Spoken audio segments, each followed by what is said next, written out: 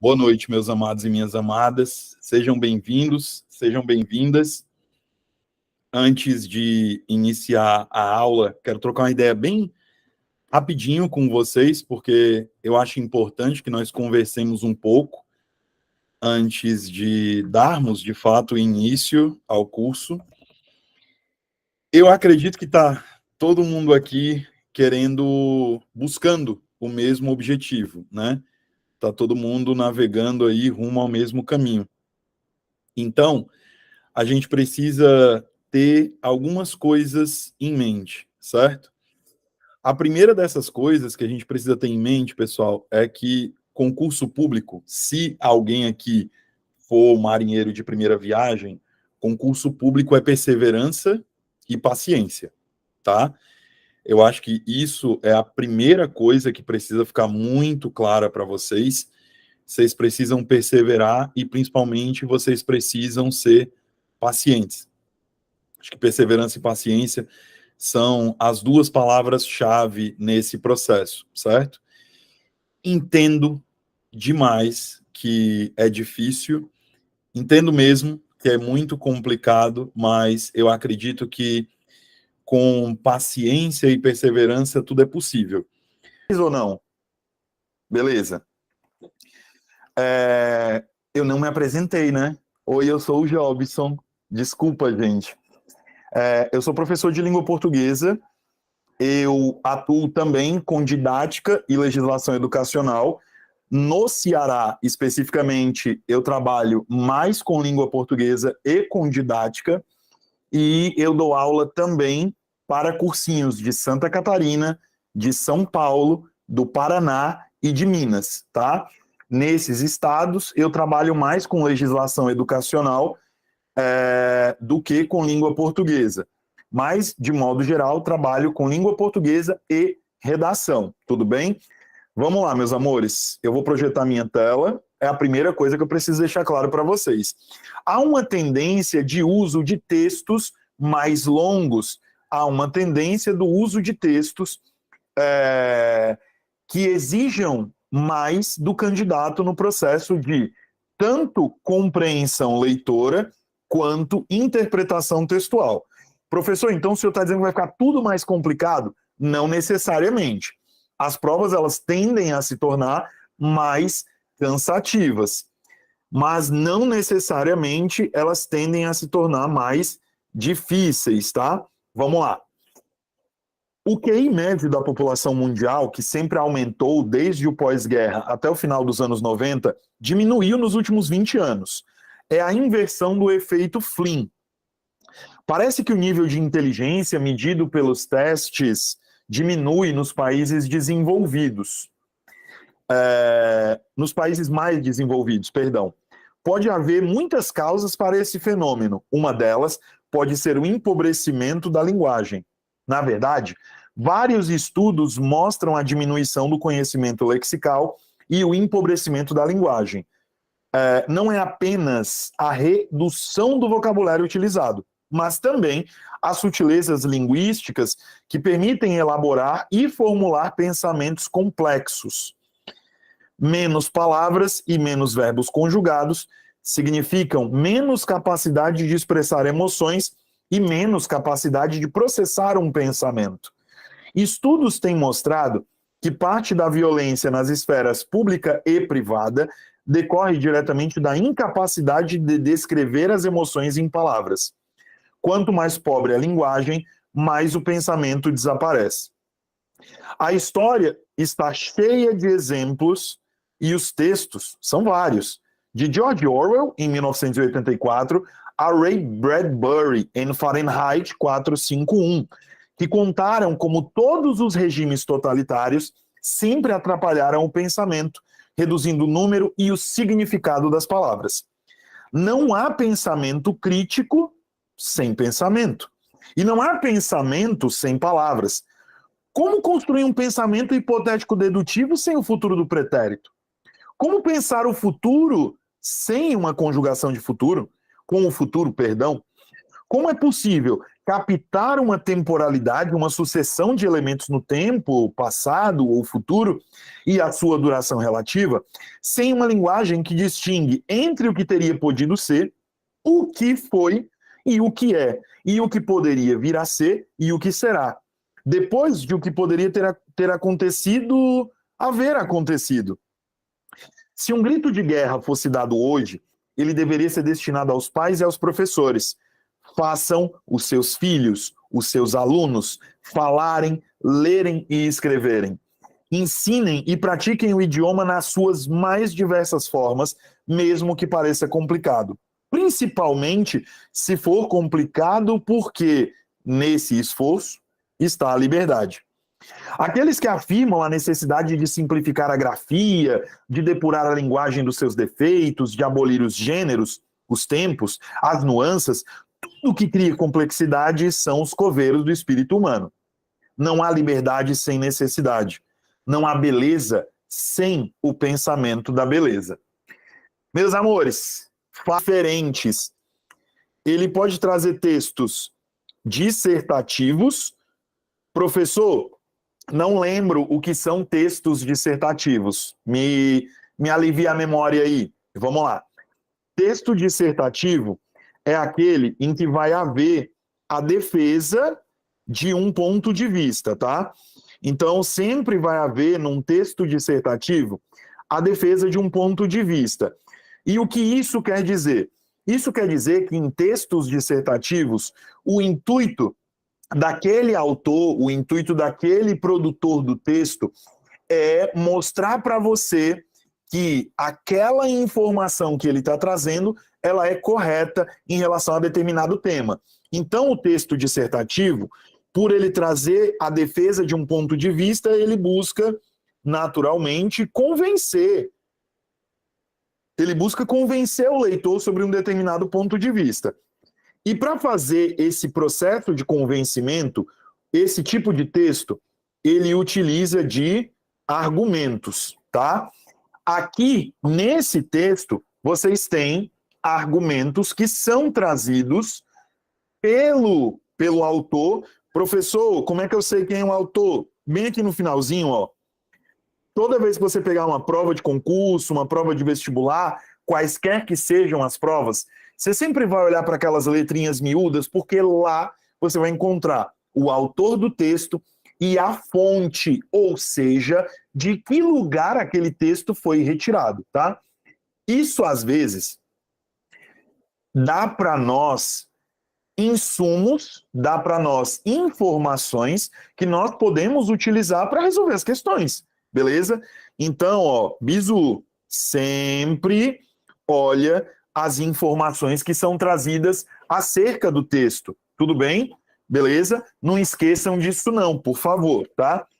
E aí talvez algumas pessoas perguntem, Jobson, mas você está falando isso, então você está querendo dizer que esse texto, ele é um texto dissertativo? Sim, esse texto que nós lemos juntos, ele é um texto dissertativo.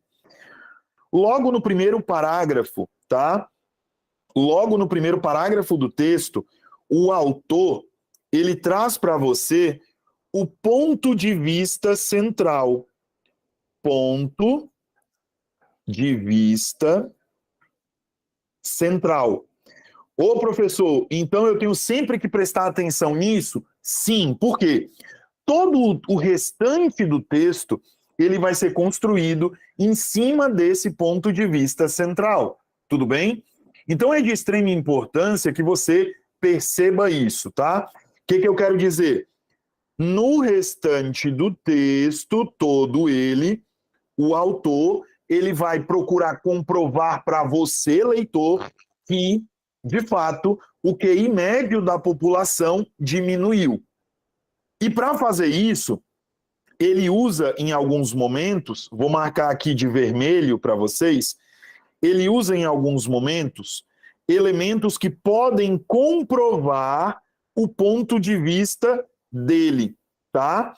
Ele diz que o QI diminuiu e ele usa, para mostrar essa diminuição do QI, ele utiliza repertórios socioculturais. Ou seja, ele traz informações, meus amores, que comprovam o que ele está dizendo. Opa, eu percebo que o QI da população diminuiu, por quê? Porque as pessoas estão usando palavras menos complexas, o vocabulário reduziu, as pessoas estão conjugando menos verbos, e tudo isso mostra, segundo o autor, mostra que de fato esse QI reduziu. E o empobrecimento da linguagem é um aspecto que comprova isso. Deu para entender? Tudo bem até aí? Alguma dúvida, meus amores? Tem algo que não ficou claro para vocês? Beleza. Vamos ver como é que isso vai ser cobrado numa questão? Vamos lá, olha só.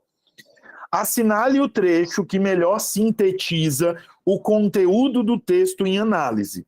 Gente, quando uma questão trouxer no comando dela o conteúdo do texto em análise, de acordo com o texto, conforme o texto, toda vez que uma informação como essa for disponibilizada para você no comando, você já vai lembrar que eu lhe ensinei o seguinte: uma questão como essa, ela é uma questão de compreensão leitora. Por quê? Porque a banca ela vai avaliar por meio dessa questão se você é capaz de compreender as informações que são trazidas no texto, beleza? Aqui no caso, o que ela está te pedindo? Que você identifique, dentre os itens, qual desses itens pode resumir a ideia do texto. Então vamos aqui. Item A. O QI médio da população mundial, que sempre aumentou desde o pós-guerra até o final dos anos 90, diminuiu nos últimos 20 anos. B. Menos palavras e menos verbos conjugados significam menos capacidade de expressar emoções e menos capacidade de processar um pensamento. C. Estudos têm mostrado que parte da violência nas esferas pública e privada decorre diretamente da incapacidade de descrever as emoções em palavras. D. Ensinem e pratiquem o idioma nas suas mais diversas formas, mesmo que pareça complicado, principalmente se for complicado, porque nesse esforço está a liberdade. Vamos aqui, ó, por quê? Isso aqui que ele faz, tá? No item D é um aconselhamento. Isso aqui que ele faz no item D é um aconselhamento. E ele faz esse aconselhamento em virtude de todos os problemas que foram discutidos por ele, ligados ao uso da língua, beleza? Que gera uma série de problemas. Então não poderia ser o item D de discoteca por esse motivo. Assim como não poderia ser o item C. Estudos têm mostrado que parte da violência nas esferas pública e privada decorre diretamente da incapacidade de descrever as emoções em palavras. Aqui também estaria errado, porque essa informação, ela é uma informação comprobatória. Professor, como assim ela é uma informação comprobatória? Ela comprova que menos palavras, tá? Menos palavras, querendo ou não, levam a uma menor possibilidade ou capacidade de expressão das emoções, tudo bem? Então, esse item C também não poderia ser. Esse item B, ele é o item que, de fato, resume, ele sintetiza a ideia do texto. Vamos lá. Menos palavras e menos verbos conjugados significam menos capacidade de expressar as emoções e menos capacidade de processar um pensamento. Professor, mas o que isso tem a ver? Eu não entendi. Gente, vamos lá. Se eu não consigo, tá aqui, ó, linhas 7, 8 e 9. Se eu não consigo, se eu tenho poucas palavras, eu tenho uma pobreza lexical dentro do meu vocabulário, eu não vou conseguir expressar o que eu penso, eu não vou conseguir expressar o que eu sinto. E, consequentemente, eu não vou conseguir processar o meu pensamento por causa dessa pobreza lexical. o que demonstra aquilo que ele defendeu no ponto de vista central, que o QI da população diminuiu. Tudo bem? Segunda questão. Nesse fragmento, se um grito de guerra fosse dado hoje, ele deveria ser destinado aos pais e aos professores. O autor alude aos pais e aos professores, por quê? Gente, tem uma questão importante que eu já acho válido citar para vocês aqui de início, antes de nós entrarmos de fato nos itens, que é o seguinte: quando uma banca ela coloca um determinado fragmento do texto e ela trata de compreensão leitora, vocês precisam tomar por base o texto, tá? Agora, quando uma banca ela toma por base um fragmento e ela cobra um elemento, um assunto gramatical, não volte para o texto, não gaste seu tempo de prova com isso. Pelo amor de Nossa Senhora de Fátima, tá bom? Então, você só volta para o texto, quando for fragmento, se a questão for ou de interpretação textual ou de compreensão leitora, tá? Se não for, não volta, beleza? Aqui, por exemplo, nós temos uma questão de compreensão leitora, tudo bem? Vamos lá, item A.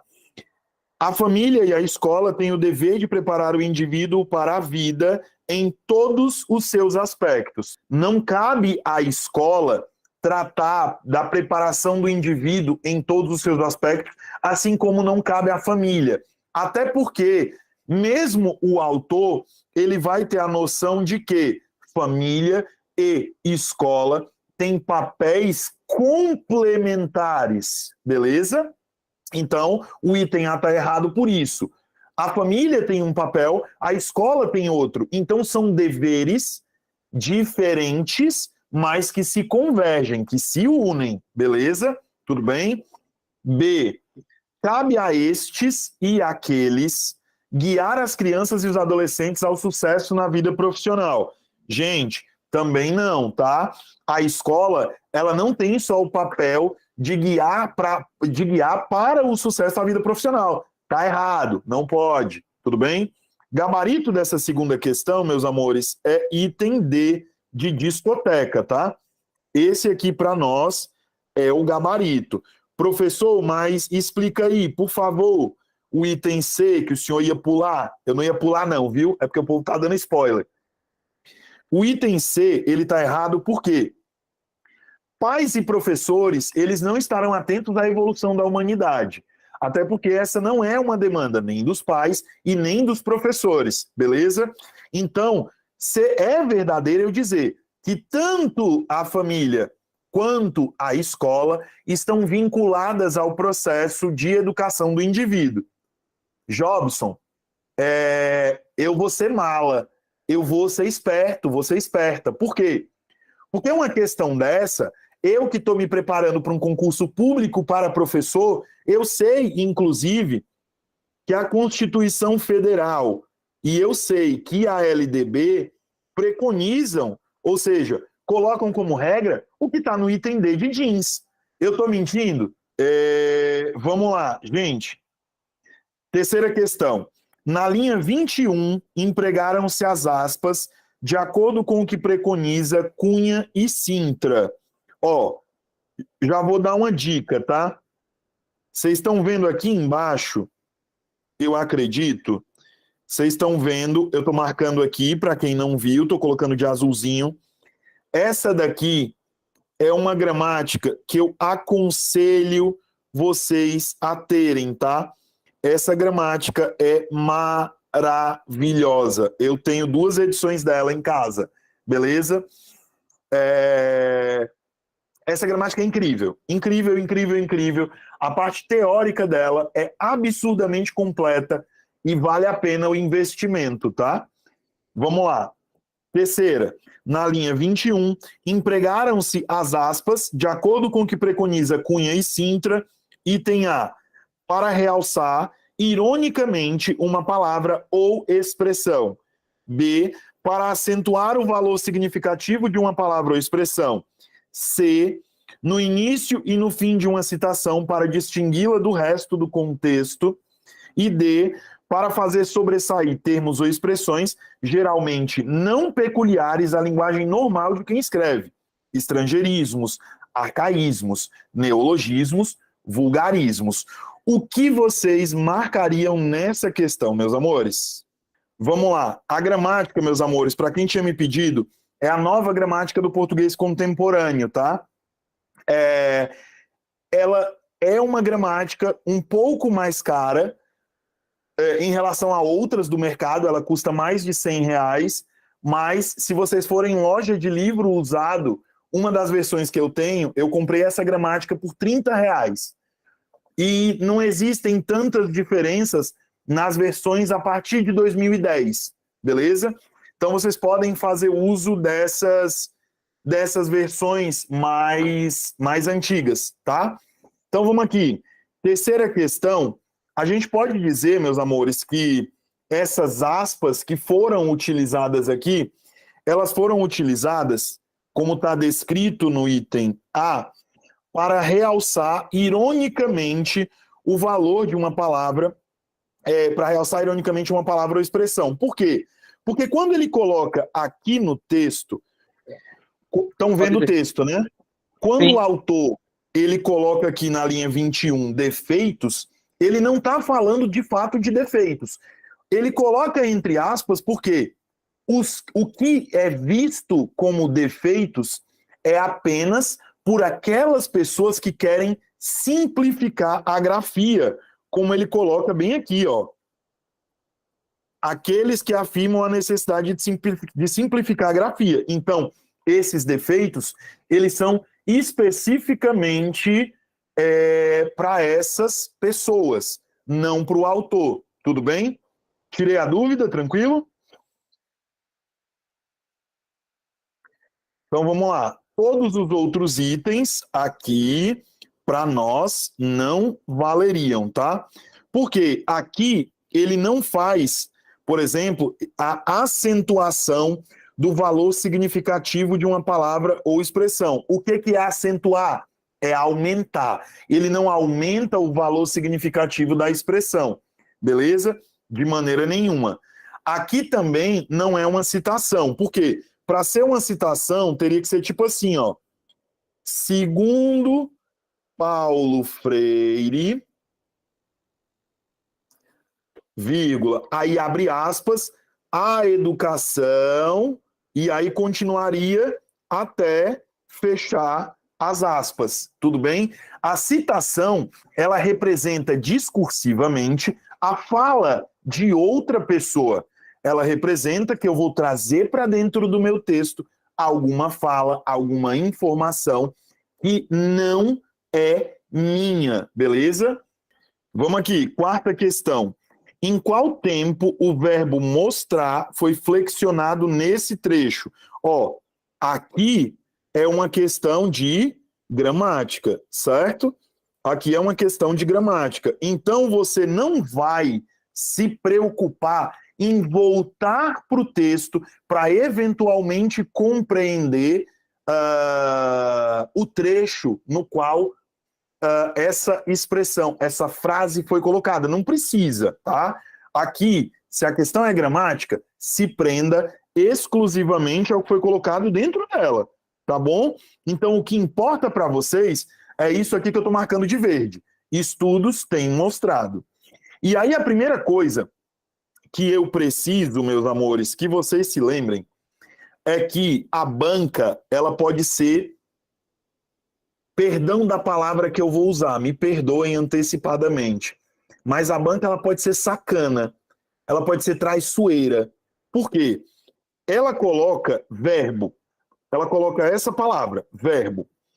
Só que o que ela cobrou de você, candidato, aqui, foi o conhecimento sobre forma verbal. Beleza? Professor, e o que isso tem a ver? O que isso quer dizer, meu lindo? Vamos lá, olha aqui.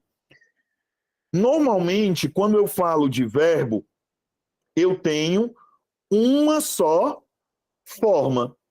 Eu tenho uma só palavra. Só que, quando ele te colocou aqui na questão Quando ele te colocou aqui na questão verbo, ele, na verdade, cobrou de você, e eu espero que você tenha percebido isso, ele cobrou de você uma locução verbal. Vocês perceberam isso? Ele cobrou uma locução verbal. Como é que eu sei que isso aqui é uma locução verbal, tá? Eu tenho um primeiro verbo e um segundo verbo. O primeiro eu vou chamar de VA. O que é VA, professor? VA significa verbo auxiliar. Tudo bem? VA é o verbo auxiliar. Esse verbo auxiliar, ele sempre vai ser conjugado. Dentro de uma locução verbal, o verbo auxiliar sempre é conjugado. E outro verbo que é chamado de VP. O que é VP, professor? É verbo principal, tá bom? Então eu tenho aqui um verbo auxiliar e um verbo principal. O verbo principal numa locução, ele sempre vai estar ou no infinitivo, ou no gerúndio, ou no particípio. Professor, eu não lembro nada disso. Anote aí para mim no material. Anoto. Ó, olha para cá. Vamos aqui. Infinitivo são aqueles verbos que terminam com AR, ER e R. Por exemplo, cantar. Por exemplo, fazer. Outro exemplo, sorrir. Então, terminou com AR, ER e R infinitivo, tá? Aí eu posso ter um verbo também no gerúndio. Gerúndio é terminação NDO. E eu posso ter um verbo no particípio. O particípio são aquelas terminações verbais que terminam em DO ou DA. Beleza? Tranquilo? Senhoras, eu vou fazer aqui um exemplo desses verbos no particípio. Não pode rir da minha cara, tá? Por favor. Obrigado. Sala dos professores, 9h30 da manhã, hora do intervalo. Chega lá a Mariazinha do teu lado. Mulher, eu tô passada, eu tô chocada, eu tô transpactada. Tu viu que aumentaram o nosso salário em R$ 2.000? Eita alegria do professor, hein? Então, quando a pessoa diz chocada, olha aqui a terminação DO, a terminação DA, beleza? Então, isso aqui, verbo chocar no particípio, sendo usado como adjetivo. Por quê, professor? O senhor não está falando de verbo, homem? Não misture, não. Ó, esses verbos, essas terminações, são as chamadas formas nominais do verbo. Beleza? E aí você vai lembrar que eu lhe disse que toda vez que você tem uma locução verbal, você tem um verbo em uma forma nominal. Deu para entender a explicação, meus amores? Mas vamos lá. Aqui eu tenho uma situação muito específica. Por quê? Quando eu tenho os verbos, quando eu tenho esses dois verbos que eu vou anotar aqui, ó. Quando eu tenho o verbo ter ou o verbo haver, eu digo que a locução verbal, ela forma um tempo composto. Então, professor, então o senhor está dizendo para mim que isso aí, essa locução, ela forma um tempo composto? Isso, exatamente. E aí é que está a pegadinha, porque vamos lá. Item A, pretérito perfeito. B, futuro do pretérito. C, pretérito imperfeito. E D, pretérito mais que perfeito. É isso, tá? Quem marcou o item A tá corretíssimo, beleza? Quem marcou o item A tá corretíssimo. Vamos lá, por quê? Vamos de baixo para cima. Primeira coisa que eu tenho que lembrar é que o tempo composto, como eu tenho aí um tempo composto, e esse tempo, deixa eu anotar aqui no cantinho, essa locução, ela é um tempo composto. E aí, ela está indicando uma certeza. Se ela está indicando uma certeza, eu vou dizer, meus amores, que ela está no indicativo. O tempo composto no indicativo, quando eu tenho o verbo ter, beleza? Eu só tenho 3 possibilidades. Ou eu tenho pretérito perfeito, muito importante lembrar disso, ou eu tenho pretérito mais que perfeito, pretérito mais que perfeito, ou eu tenho futuro. Jobson, e como é que ficaria tudo isso, tá? Como é que ficaria? Se ficasse aqui no pretérito mais que perfeito, seria o seguinte: tinham mostrado, beleza? Tinham mostrado. Aí, se fosse, primeiro, eu não posso ter, deixa eu já tirar essas possibilidades para não confundir a cabeça de vocês, eu não posso ter isso aqui. Olha o que eu disse que eu posso ter. Eu só posso ter no tempo composto, no indicativo, essas possibilidades. Pretérito perfeito, pretérito mais que perfeito e futuro. O mais que perfeito era isso aqui, ó. Tinham mostrado. O futuro seria isso aqui, ó. Opa! O futuro seria isso aqui, ó. Terão mostrado. E, por último, e não menos importante, o pretérito perfeito, que fica isso, ó. Tem mostrado. Eu não tenho no tempo composto, no verbo ter, dentro do tempo composto, eu não tenho nem futuro do pretérito e nem pretérito imperfeito, beleza? Tranquilo? Deu para entender, meus amores? Olha só, vamos traduzir esse comando, porque a banca fez um monte de frufru aqui, sem necessidade, tá? Com base nas regras atinentes, ou seja, regras que têm relação com a regência verbal. Só isso. Assinale a alternativa correta. Acabou. Só que aí eu preciso prestar atenção no seguinte. Ela está me pedindo os verbos do primeiro parágrafo. Então, deixa eu apagar aqui, porque eu quero que vocês falem comigo. Só que antes de vocês falarem comigo, vamos lembrar o seguinte. Amores, o que é verbo?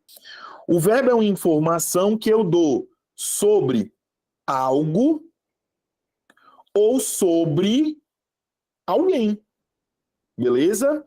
Eu dou sobre algo ou sobre alguém.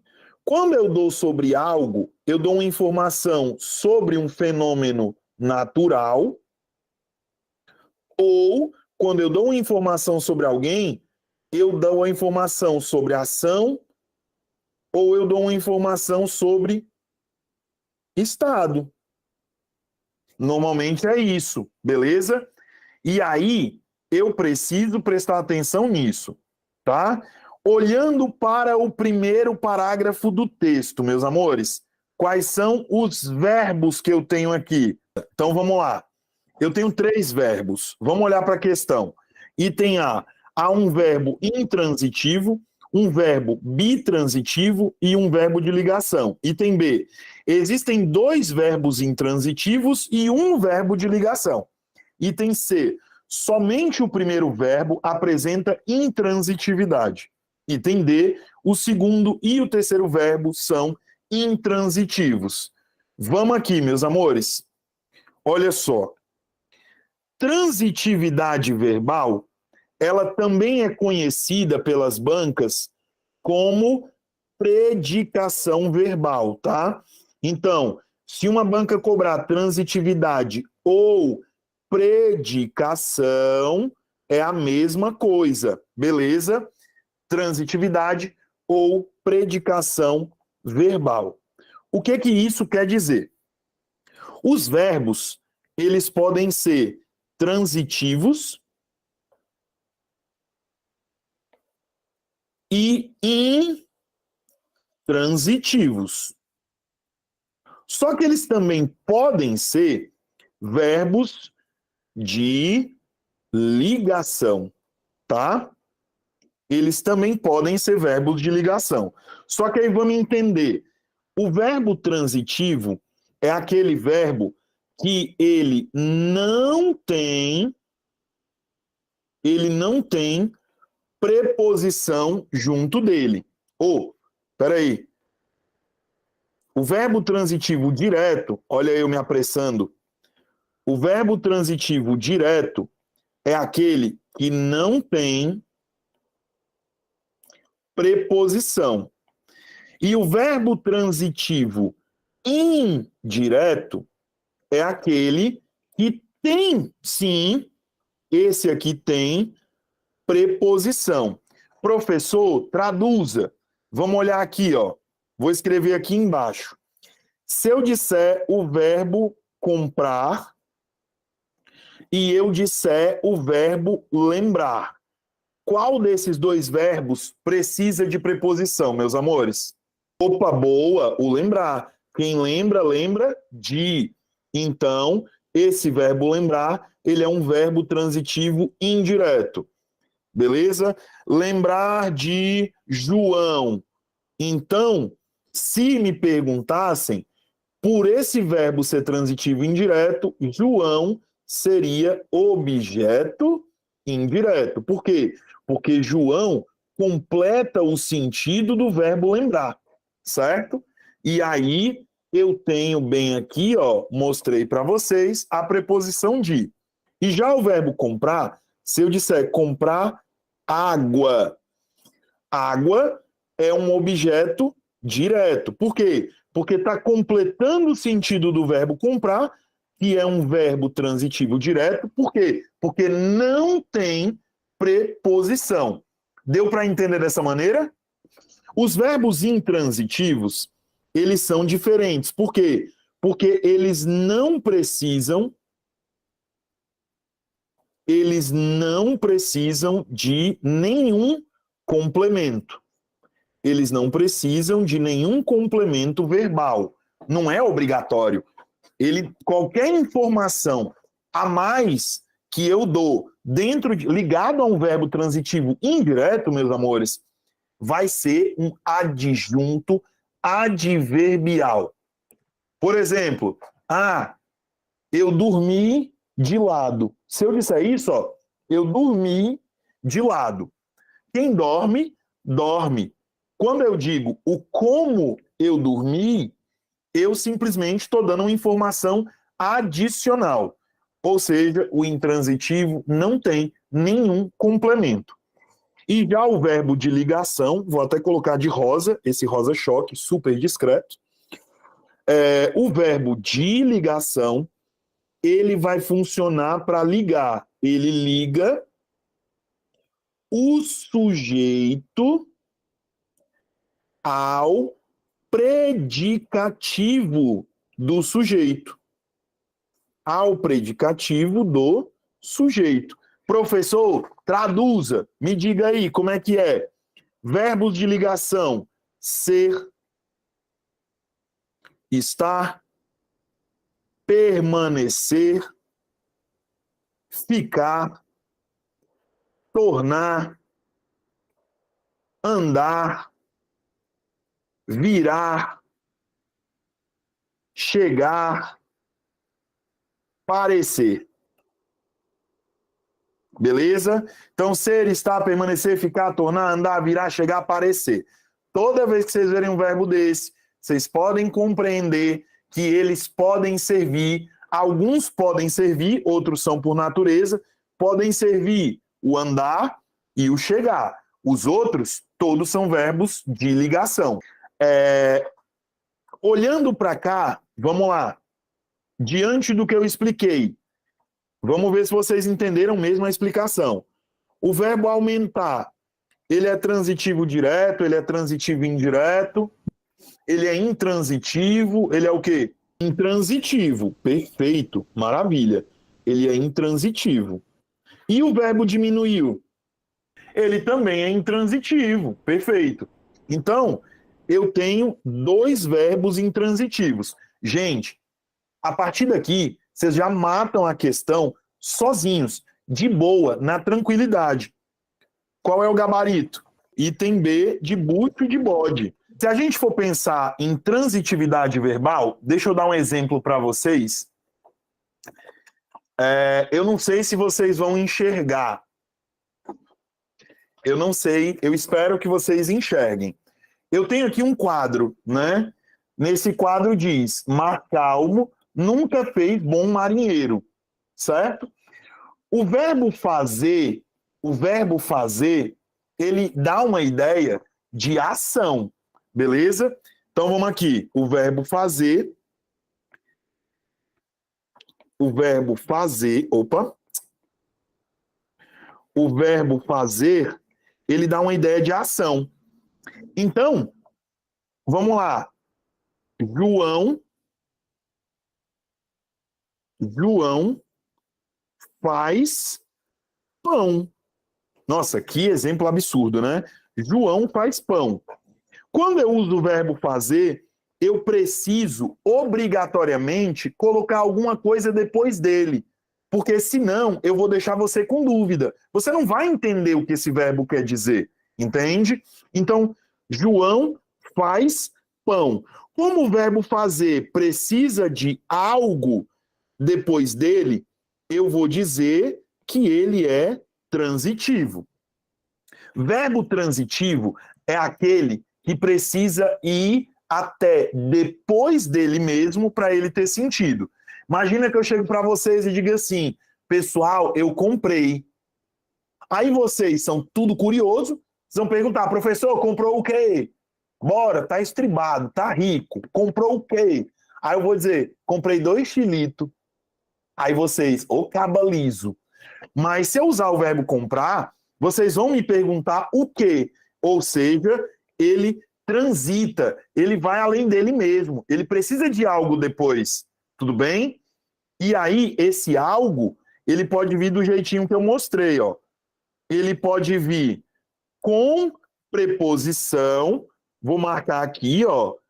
Ele pode vir com preposição ou ele pode vir sem preposição, tudo bem? Belezinha?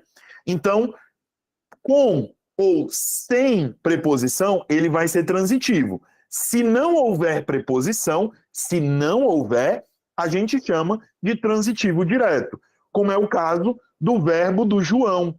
Ó, João faz pão. Então, aqui, transitivo direto, beleza? Transitivo direto. Agora, se eu disser João lembrou do pão. Se eu disser João lembrou do pão, aí o negócio muda de figura. Por quê? Eu tenho uma preposição, mas mesmo assim, o verbo lembrar, ele precisa ir além dele. Então, lembrou também é transitivo, beleza? Lembrou também é transitivo, só que aqui eu tenho primeiro uma preposição para depois ter o complemento. Então, eu vou dizer que ele é indireto. Beleza? Tudo bem, meus amores? O objeto direto e indireto, meu amor. Pão seria objeto direto. Por quê? Porque ele complementa o verbo transitivo direto. E aqui, o mesmo pão seria objeto indireto. Por que indireto? Porque eu tenho aqui, ó, uma preposição entre o verbo e o objeto. Por isso que ele é indireto. Deu para entender? Beleza? Amores, chegamos ao fim da nossa aula de hoje. Beijo no coração de vocês. Se cuidem.